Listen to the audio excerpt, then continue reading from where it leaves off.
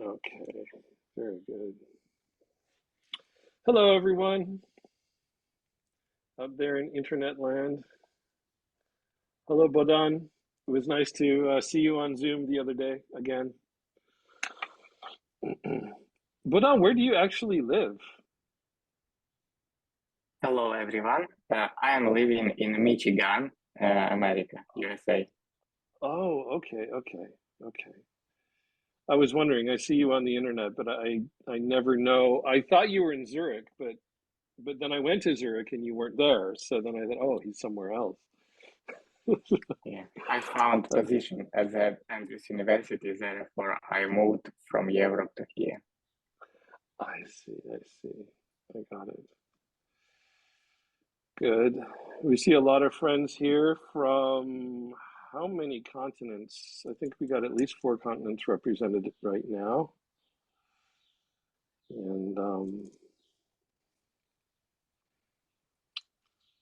good. Maybe we'll wait one more minute or so because people are still filtering in. And at that point, we can start. Um, yeah. I hope this is the pre-announcement, but I hope as many of you who are available and have an appetite for such things would stay after Martina's talk and after the Q&A session. We're going to be talking about the future of this illustrious and powerful group. And we are planning a world takeover. And if you would like to be part of that, we invite you to stay for the second half of this meeting. No, seriously, we have, this is really a network. It just so happens that Christian and Regis and I happened to start it, but it really, I hope we would all consider it just to be simply a network of people who are studying reception, um, and um, just find organic democratic ways to collaborate and do interesting things together since we are working in identical spaces or parallel spaces, or at least are interested in the sort of work that each other are doing, at least in theory. Um, and also for spreading word of this network. A lot of us, I think, because of us founders, I think a lot of us are working um, uh, in late antiquity, but we hope that the network will grow beyond late antiquity. And Matter gave a talk on medieval reception. Sam Pomeroy was to have given a talk on 20th century um, theological reception. Unfortunately, that had to be canceled, but we're always trying to stretch the boundaries of reception and what we talk about in this network. I think this will be interesting to all of us, and I think it will become more interesting to different people in different fields and different ways of doing academia and ways of doing not just theology, but ways of doing film and history and literature and history and, well, I don't know, physics. Who knows? Um, so please stay until the end of the meeting and then stay with us starting an hour from now, where we have a few items that we sent out on the email. We'll be talking about a possibility of a bibliography database that would be shared, future conferences, future publishing ideas, both volumes and journals, some social media ideas that we have, and we're also going to be open for any proposals that anyone has out there in internet land. So please stick around if at all you can until the end, and then we can talk about the future together and what we want to do as a group. Um, I think at this point, I do want to remind you that we are recording this. We're trying to record all the sessions when I remember to hit the little record button, which is only 50% of the time so far. But we are recording today, and unless there's any objections, Martina, if you object, shoot me an email. We won't post it. But otherwise, everyone, we will be posting this on YouTube at some point in the future. Um, and Yeah, and there's also one other announcement from John Dick in Münster, whom I had the great pleasure and privilege of meeting this past weekend in Zurich at Jörg Frei's reception and problems with Revelation seminar that we had. He has an upcoming conference, and I wonder if, John, you can unmute yourself and tell us a little bit about it. Yeah. Thanks, Nathan, for letting me share this.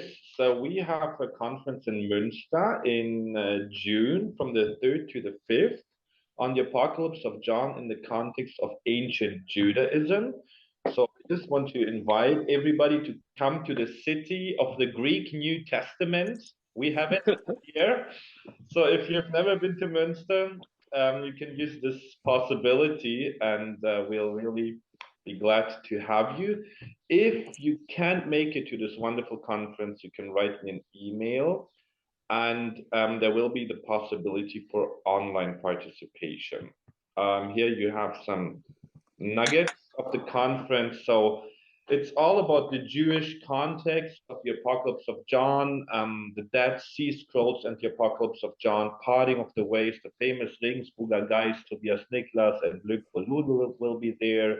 Loren Stuckenbrook will talk about the Apocalypse of John and Enoch literature. I'll talk about the Abram Apocalypse and John's Apocalypse. So a lot of interesting topics, and I'll be glad to see you there or via Zoom. So if you're interested, please let me know. And thanks, Nathan, for letting me announce this conference. Absolutely. It looks like a lot of fun and very interesting. And there's a few people on the program who are also on this call or who regularly attend this call. So I think it's very nice to see a community developing here. I think at this point we can introduce our speaker today, Dr. Martina Vercesi, who is currently doing a postdoc at the Tint Project in Glasgow, and I forget what that stands for offhand. Martina, if you could tell us when you start. But anyway, Titles of the New Testament. That's right. That's right. Yeah. So she's there with Garrick Allen and other good apocalypse people and beyond. And she's been doing that, I think, for about a year now. She and I actually met along with Cristian Cardozo because we were all writing our dissertations together on the reception of various parts of Revelation, all at the exact same time. She was at St. Andrews, I was in Leuven, and he was in Argentina. And we all discovered each other because we were doing almost parallel work in some very interesting ways. And I've been following her work with interest. She's been publishing on the reception of the last chapters of Revelation. And Martina, do you have a book coming out soon? Or is it out? Hopefully. Hopefully, okay. All right. The next month, yeah. In the next month, all right, good. So please let us know when that comes out and we can announce it to the network. But otherwise, we're very glad to have you here today, Martina, and we look forward to your talk. Thank you. Thank you. So I'm gonna share. Can you see that? Yes. Okay. So first of all, let me thank the organizer of the seminars, Nathan, Christian, and Regis, for having created this amazing network and having invited me to take part in it and present my research today. I thank you all for being here. So what I would like to present today is some highlights from the research of my PhD thesis.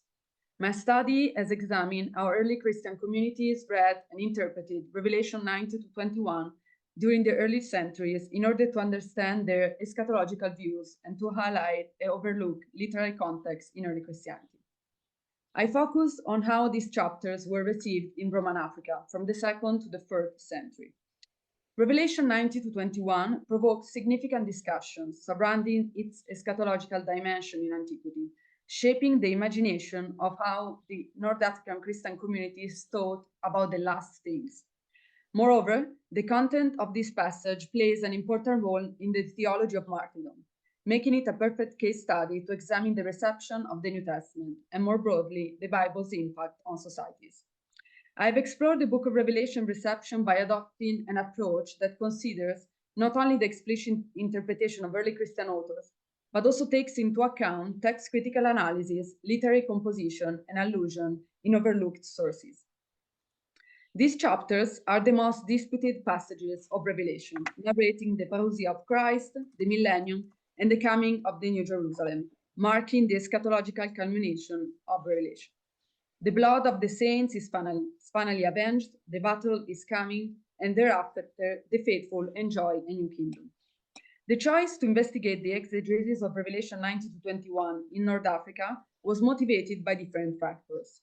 First, it's only recent that critics have shown interest in the study of Christianity in the North African context, as stressed by Jonathan Yates, Anthony Dupont, and David Briggs in their book, The Bible in Christian North Africa. And I quote, "While scholarly interest in particular eras and/or particular places usually ebbs and flows over the course of time, both the last few decades in general and the last few years in particular witnesses a definitive flow in terms of scientific and scholarly interest in North African Christianity." End of quote.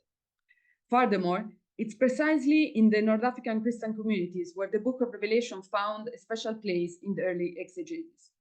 It's well known, in fact, that the Book of Revelation was not ubiquitously received, having a very difficult journey to full acceptance in New Testament canon in various linguistic traditions and geographical areas. Indeed, from the beginning of the 3rd century, Eastern communities remained suspect, and the first concerns about Revelation's inclusion in the canon aroused. In contrast, Revelation was accepted without much ado in the western part of the Roman Empire, and North African churches show a peculiar appreciation and use of the last book of the New Testament. In this regard, Mackay have argued that, and I quote, "It's not among Greek writers, but rather in the Latin West, especially in North Africa, that we discover a developed exegetical tradition of the Apocalypse," unquote. This interest was likely influenced by the historical events that occurred there, combined with the eschatological elements brought by the exegesis of the Book of Revelation. Together, those elements provide an interesting perspective, particularly with regard to the period of the Donatist Schism, which presents some resistance against the Roman Empire still after the hegemony of Constantine. In sum, this particular setting provides a good environment for research about the exegesis of Revelation, due to its confluence of historical conflicts, noted interest in the work in this place and time, and lack of scholarship on this context. And this study aimed to illuminate the exegetical reasoning around one of the most difficult passages of the New Testament, which entailed highly eschatological features, in the attempt to offer a complete overview that can advance our knowledge of the Book of Revelation and the impact of scriptures in these communities. So today I will go through different areas and try to highlight like different aspects of the thesis. And I would like to start with, with the Latin text and variants. So we know that there is a scarcity of direct Greek witnesses of the Book of Revelation that have survived until nowadays, around 310. But if we limit the research to the text of the chapters under consideration, it can be noticed that the witnesses' situation is worse. And you can see here, we have no papyri, and we have only 4 ancients that retain all of Revelation 19 to 21, and we have the other 3 ancients that retain only fragments. And I'm talking here only about papyri and manuscripts, not about manuscripts.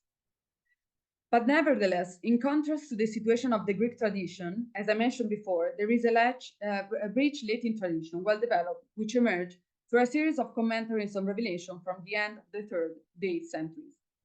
And moreover, concerning the direct tradition witnesses that retain the old text of Revelation, we have 12 manuscripts, of which the most relevant are Codex Gigas from the 13th centuries and the Palimpseste de Fleury from the 5th century.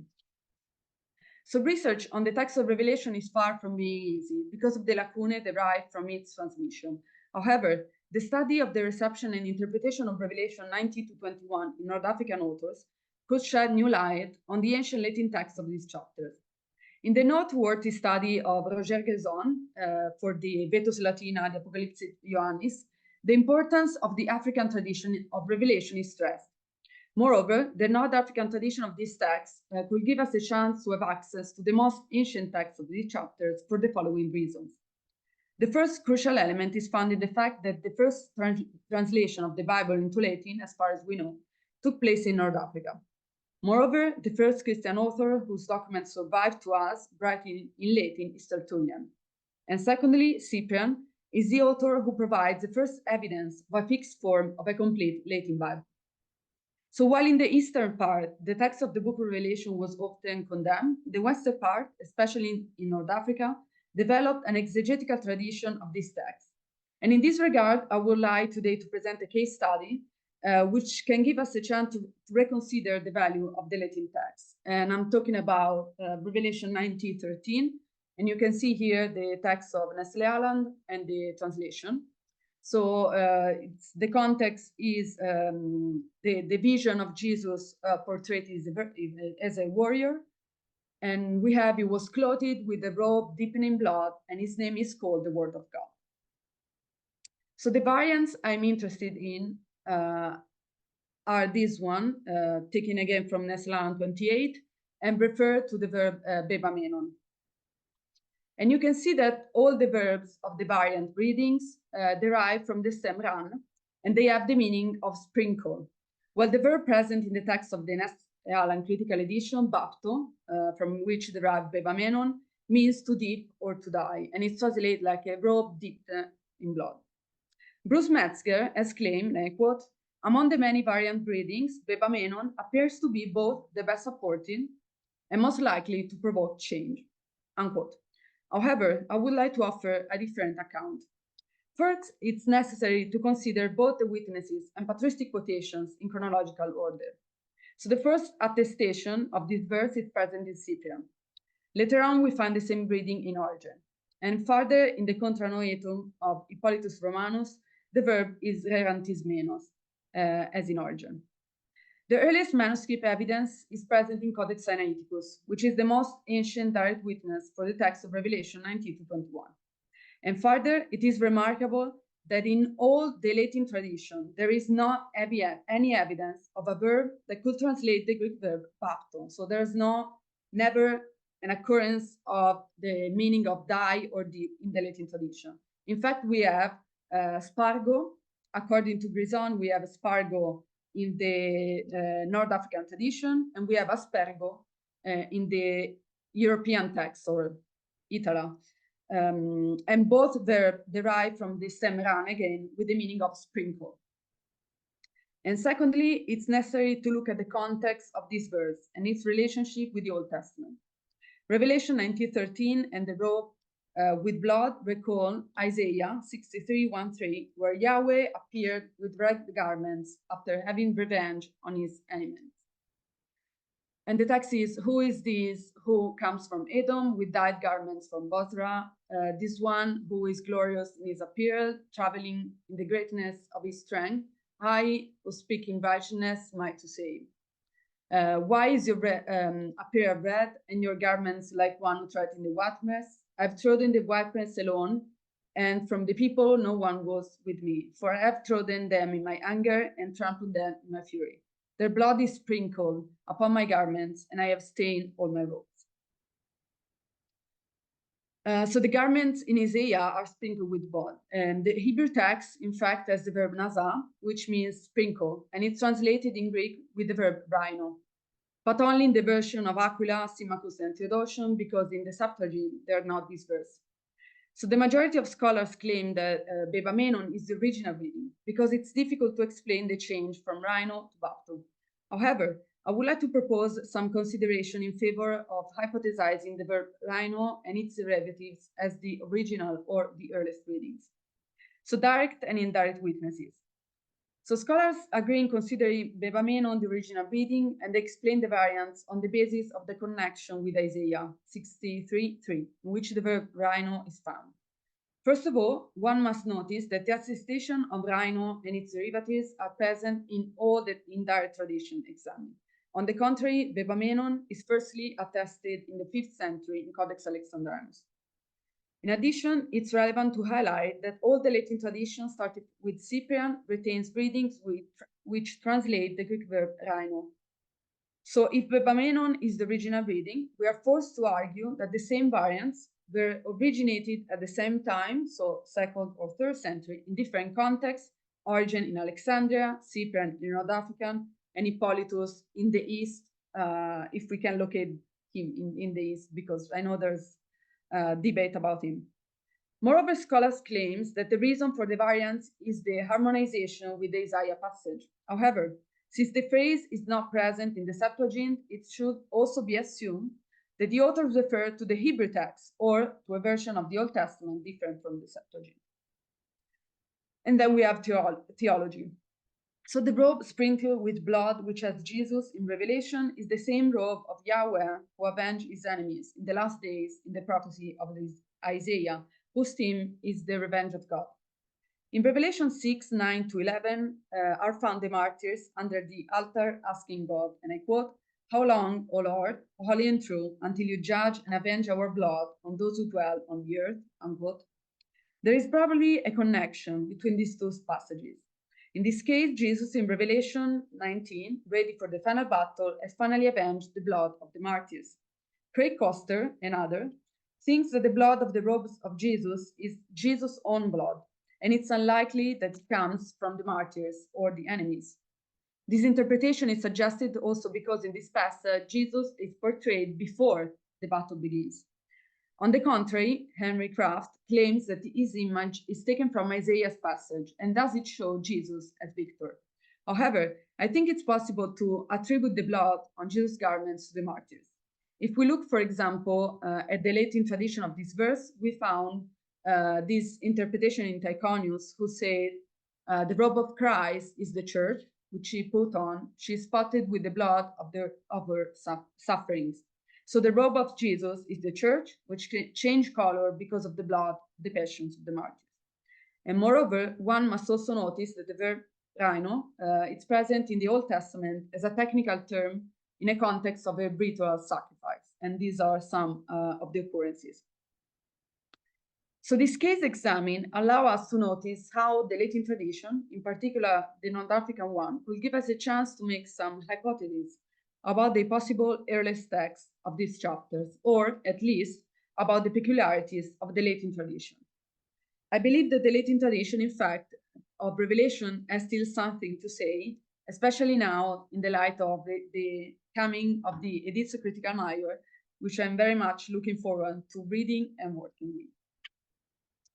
The second point I would like to mention, and I addressed in the study, is the exegesis, of course, in the North African literary production. Since the beginning, North African Christian authors have been interested in Revelation 19-21, because this section of the book offers the narrative of the eschatological events that signify God's intervention in history. Copious references to these chapters can be outlined throughout the literature from this context. And the most frequently cited events include the parousia, the final defeat of the enemies, together with the last judgment, and the 1,000-year kingdom, whereas the rejoicing in heaven and the marriage supper of the Lamb, and also the detailed description of the New Jerusalem in chapter 21, have been less used and quoted. It's important to highlight that reference to these chapters are also mixed with millenarian ideas, which circulated throughout early Christian communities. One hint in this direction could be, for example, the inclusion of the New Jerusalem within the millennium, as argued, for example, by Tertullian and Lactantius. The theory of the 7 millennia is another feature that we see in North African literary production, merged with references to the book of Revelation. It's clear, though, that from the very beginning, these chapters of Revelation are used to reflect on the upcoming kingdom of God. This is visible from Tertullian, for example, from one of the earliest treatises, who pictured the fate of the unfaithful in the Spectaculis 13, the last chapter. In this passage, the author employs irony as a figure of speech to reverse early situation. Tertullian effectively portrays a dramatic reversal. Romans who enjoy watching the shows will be terrified when they see what the true and ultimate show should be, the second coming of Christ and the last judgment, in which Christians will play the role of the spectators of the terrible sufferings and damnation of the others. During the period of persecution, John's apocalypse provides encouragement for the churches, revealing eschatological rewards to the Christian martyrs. This use of the biblical source puts in the foreground the impact of Scripture in everyday life and highlights the role of exegesis, which must be considered an essential tool for the communities, through which not only comes reasoning around text, but practical discussion of concrete issues of life and practice. In Cyprian, for example, we can find an allusion to Revelation 21, 25, talking about the New Jerusalem in the Dominica Orazione, a treatise about the Lord's Prayer. In the last chapter, Cyprian addresses the faithful, exhorting them to pray and remember the joy that they will find in the kingdom of God, in which there will be only delight, as in Revelation 21. So let us who by the indulgence of God have been recreated spiritually and reborn, imitate what we are destined to be. Let us, who in the kingdom will have day alone, without intervention of night, be just as alert at night as in the day. Let us, who are destined to pray always, and to give thanks to God, not cease here, also to pray and to give thanks. Another interesting use of the book of Revelation is found in Lactantius and Commodian. Indeed, both authors show intertextuality as compositional practice. Lactantius and Commodian preserve no direct literary quotations to Revelation 21, but rather allusions, allowing us to see some similarities in their employment of Revelation as a source for their own compositions. In this regard, the analysis of Revelation by these two authors uncovers different uses, outlining the necessity to expand their pictures of the last events with biblical and extra-biblical literature. Indeed, they mix the apocalypse references with classical literature, the case of Lactantius, and other sources from the Jewish apocalyptic writings, the case of Commodian. This method of writing stresses the power of the imagery of the book of Revelation, which remains recognizable even in absence of direct citation. Lactantius, adopting the idea of the cosmic week, declares that the end of the 6,000 years is fast approaching, and he dedicates the last chapters of his treatise, De Institutione Divinis, to describe the eschatological events awaited by Christians.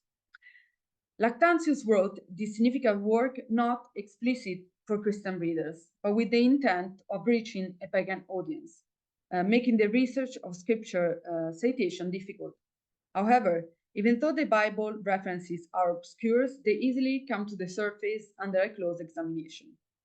Specifically, reference to Revelation 19-21 abound, forming the underlying basis for Lactantius' portrayal of the end of the world. And you can see here, I made like a table for the sequence of the events. And Lactantius in the Divina Institutiones quoted all these events, but never actually quoting Revelation using the pagan literature, using Virgil, the Sibylline oracles. But you can see that the sequence of the events is the same. Lactantius is talking about the same events of Revelation, of course, including some other passages, for example, chapter 22-23 about the soul and resurrection, and chapter 25 when the end take place. But he used Revelation to match the sequence, although placing the Holy City inside the millennium as the millenarian ideas. And before transitioning to the next point, I would like to highlight also the prevalence of eschatological reasoning in North Africa until the end of the 4th century, which is the temporal boundary of my research. I stopped it at the end of the 4th century, excluding Augustine. And I want to talk about Hilarianus, who is a neglected figure in scholarly discourse, who wrote a chronographical work, the Cursus Temporum, where he proposed his calculation of the age of the world, drawing on biblical indications. And according to the Kabbalistic theory of the 6th millennium, the world which reached its culmination at the conclusion of the 6th millennium, which will happen in 101 years away from the living time of Hilarianus. And in this passage, which conclude the Cursus Temporum, you can see that he used Revelation and refers to a lot of events that happen in the last chapters. So after the 7th millennium, Satan will be released from his prison and will go out to seduce the nations, Gog and Magog, and gather them before the camp of the saints rise into action. And a fire will descend from heaven, and all men will be consumed. Then the second resurrection for all humanity will take place, and all will be judged by the righteous judgment of God according to the lack of faith and their complacency in unrighteousness. And after that, heaven and earth will be taken away, and the city which is described in Revelation will come down from heaven with the treasures of God, where the righteous will dwell. And there will be a new heaven and new earth, and both sides will stand forever. The impious in the eternal fire, the righteous with God in life everlasting. Amen. And again, you can see that some of the events are not in the same sequence. For example, the mention of new earth and new heaven. But you can see the use of Hilarianus to talk about the last events. So the last events are the one described by the book of Revelation. I would like also to spend a few words on the use of Revelation in martyrdom literature. Victor Saxé, in his survey of the Bible within the hagiographical corpus, raises some meaningful observations about the relationship between martyrdom literature and the book of Revelation. With regard to the presence of the Bible in this literature, it firstly claims that, in addition to citations, one can find numerous cases in which the citation amounts only to the use of one word only. This statement gains more value when one considers the specific nature of the book of Revelation, which delivers its message through a code of symbols, colors, images, so elements that clearly need less literal agreement to their significance. And furthermore, it's especially worth considering the prominent role that martyrs occupied in the book of Revelation, as recently argued by Paul Middleton in his study, The Violence of the Lamb, Martyrs as Agents of the Divine Judgment in the Book of Revelation. In the Passio Perpetuum Felicitatis, the Book of Revelation is alluded to often, especially in the context of the visions experienced by martyrs.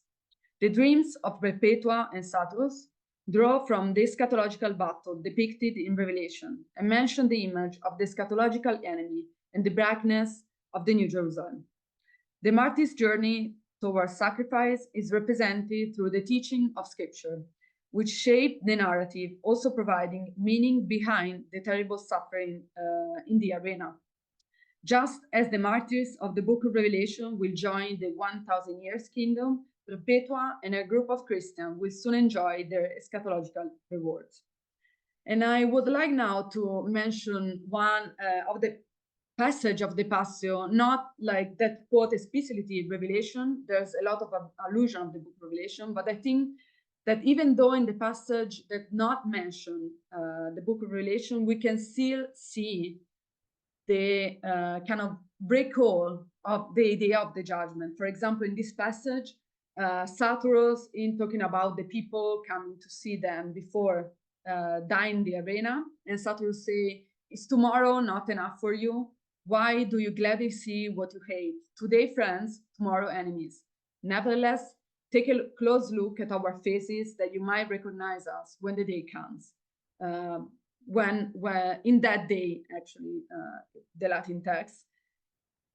So you can see that even though there's not mentioned the idea about the last judgment and about martyrs being the judgment at the end of the world come, and there's a kind of similarities with the passage of Tertullian about the overturning. So we are the one that now suffer, but tomorrow we are the one that are in the kingdom.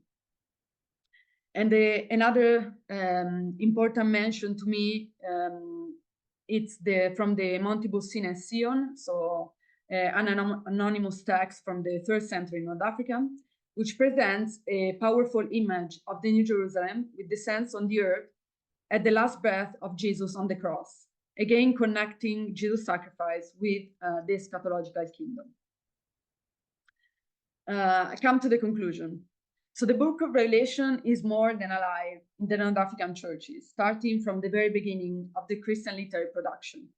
Indeed, Revelation 19-21 is used to depict the eschatological kingdom and rewards for martyrdom in almost all the North African authors until the end of the 4th century, when my research stopped. But nevertheless, the analysis of Revelation in Roman Africa is ripe for further research. Indeed, in many ways, this study is only the starting point for an investigation that could open further perspective on this matter.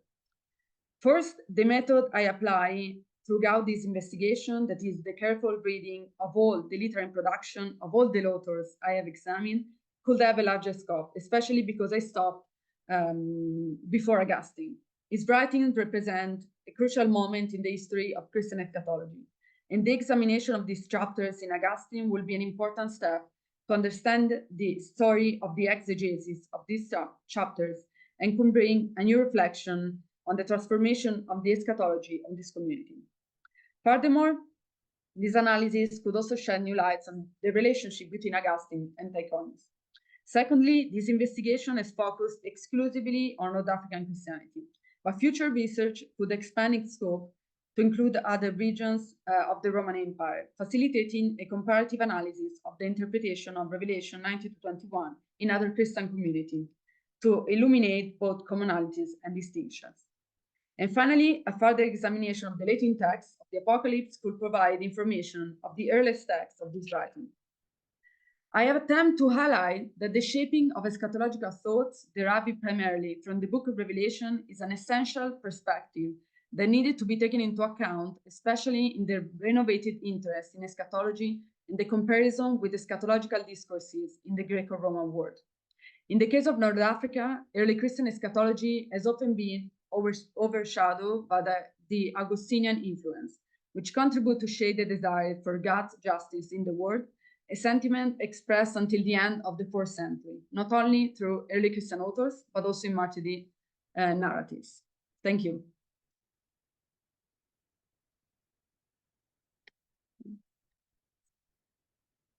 And before the questions, I just want to say that British New Testament will take place in Glasgow this year.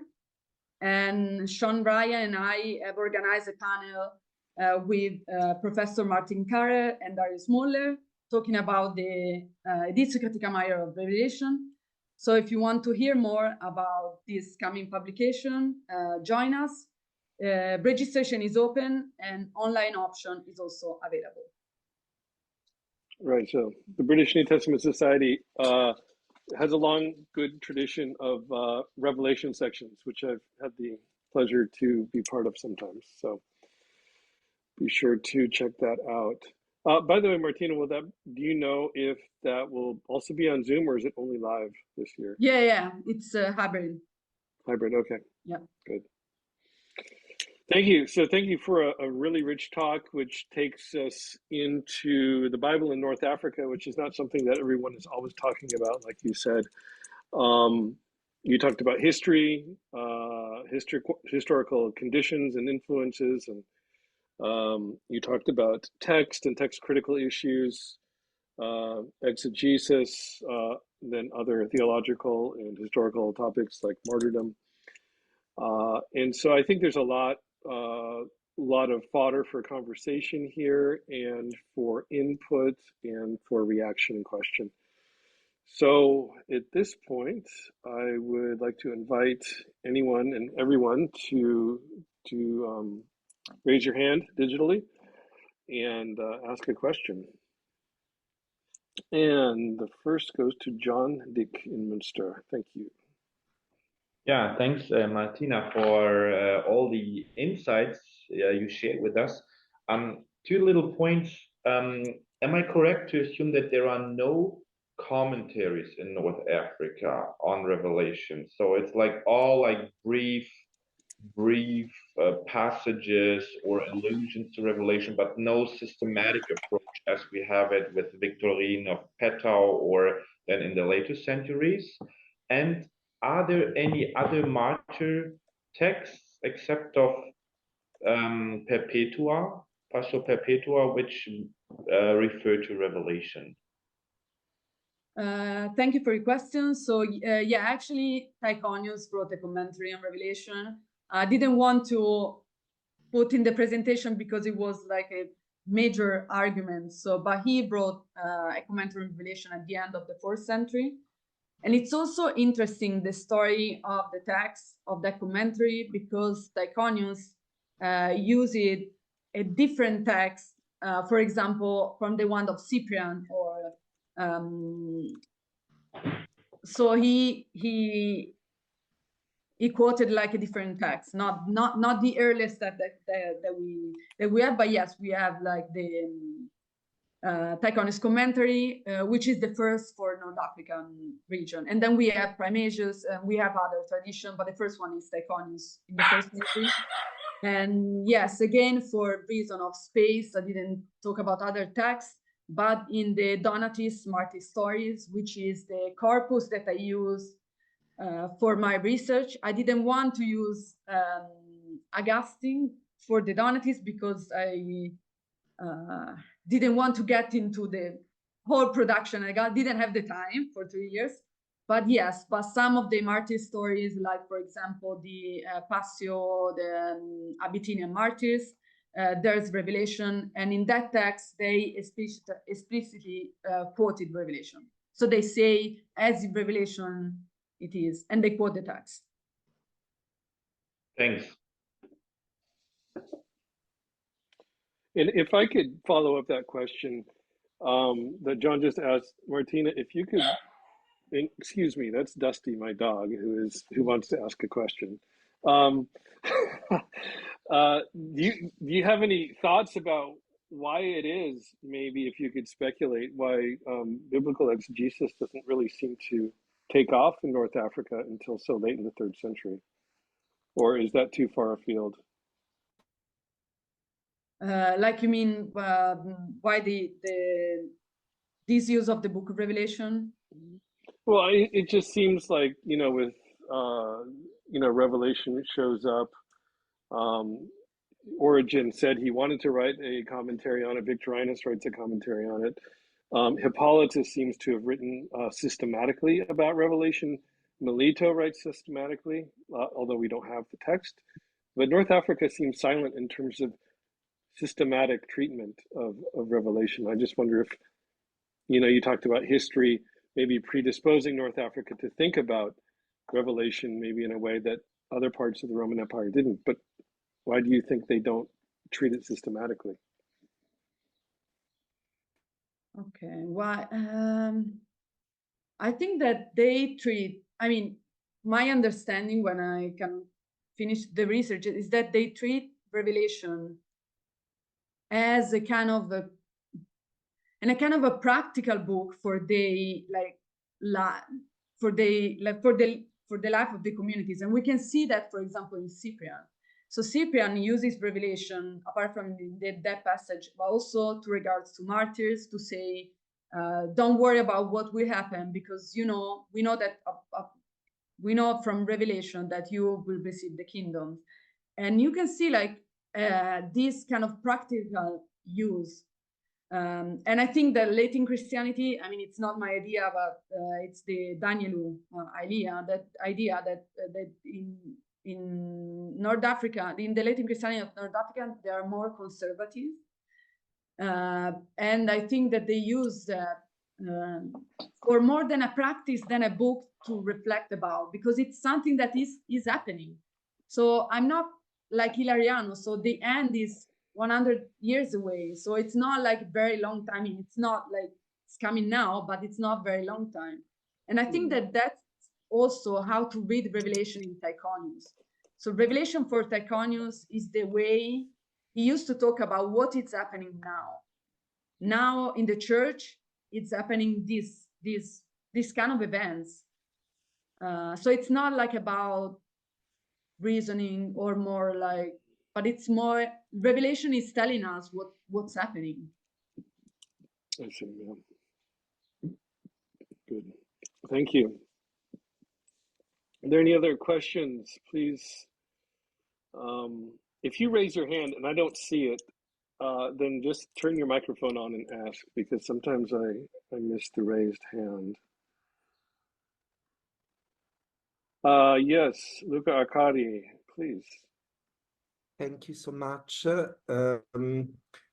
Thank you very much, Martina, for your presentation. It was very interesting, and I would like to return to the presence of revelation in the Passio Perpetue.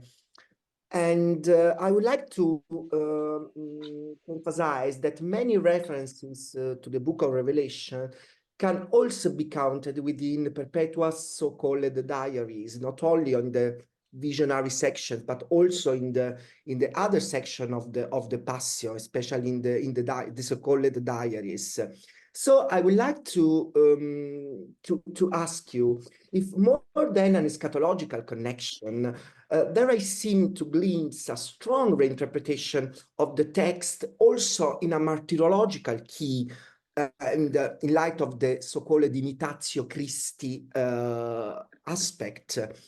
And perhaps the Passio Perpetua could testify to two different modes of reinterpretation and the reuse of revelation, the eschatological one on the one hand, but also one that focuses on revelation as a text that greatly emphasizes Christ's death and its role in a martyrological perspective.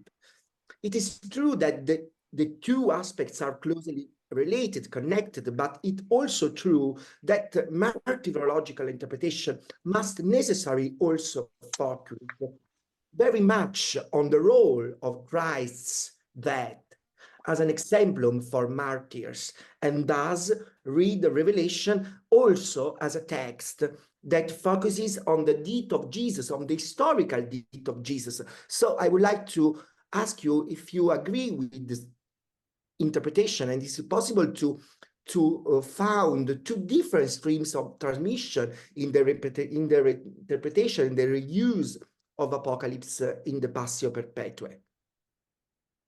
Thank you for your question. Yes, I totally agree with you. I agree that Revelation is not only used in the eschatological sense, and we can see that in other literary production, for example, in Cyprian, that he used Revelation also like on the kind of moral interpretation, not those chapters though, other passage of Revelation. But yeah, and in the Passio, all I think that there's all Revelation, not only like those chapters. And that's why I took an example that it's not like specifically quoted Revelation, because I would like to talk also on the kind of substratum that there is in that text. But yeah, I agree with you. And the death of Jesus is present also in other texts as like important as in the Passion for using it for the use like of martyrs. But yeah, I agree with you. I like in my study, I was focusing more on the kind of eschatological use, because I think that those was kind of a thread that links all the North African literary production. And I think that is started also in the Acta Martyrum Scilitanorum. I think that there is a reference to Revelation in that text. So I saw that there is like a kind of a thread, and I wanted to follow that thread in the study. But of course, Revelation is used like in other ways.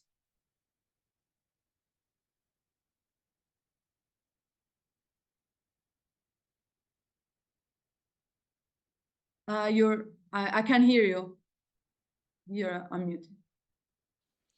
Yes, okay, we go to the next question by Dr. Vercesi. Yes, I don't know if I'm pronouncing that correctly.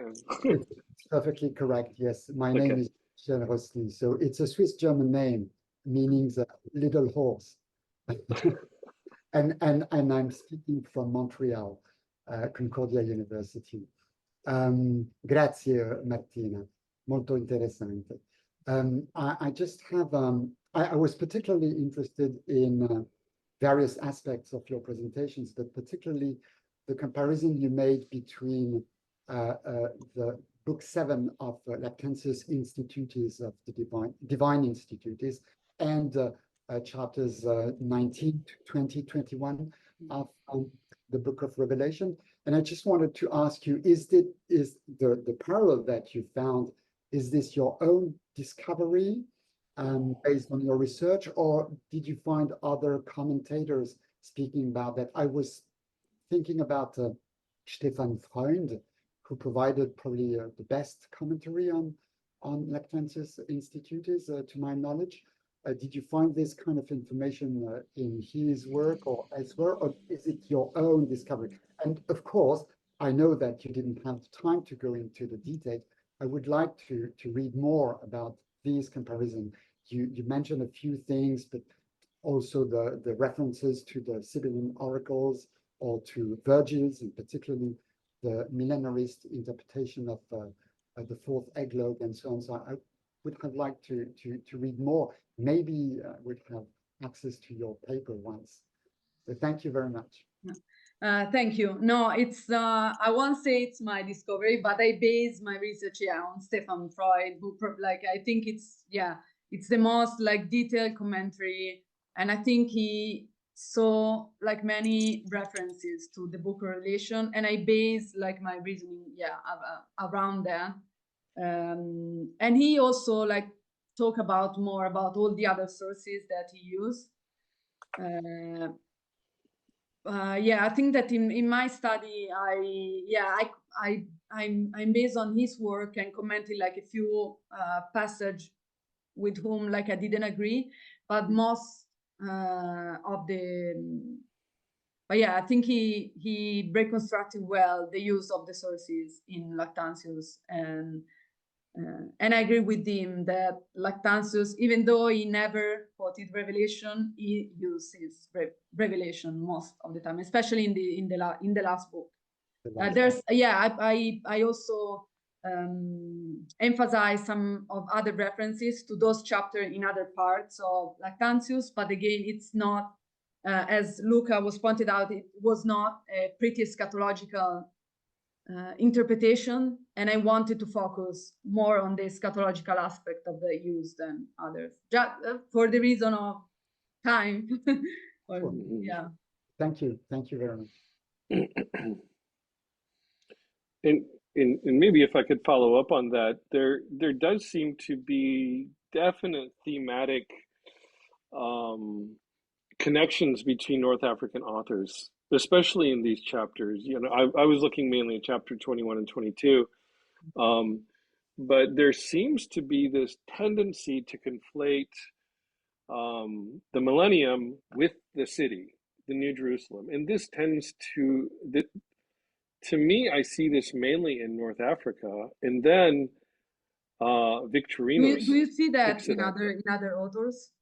These okay. These things. Victorinus is kind of a classic case, and in fact, people like Martin Vercesi and others, they just say, and Konrad Huber, just north of me here in Germany, have remarked on the strange confusion on how it's hard to figure out if Victorinus seems not to separate the millennium from the New Jerusalem at all.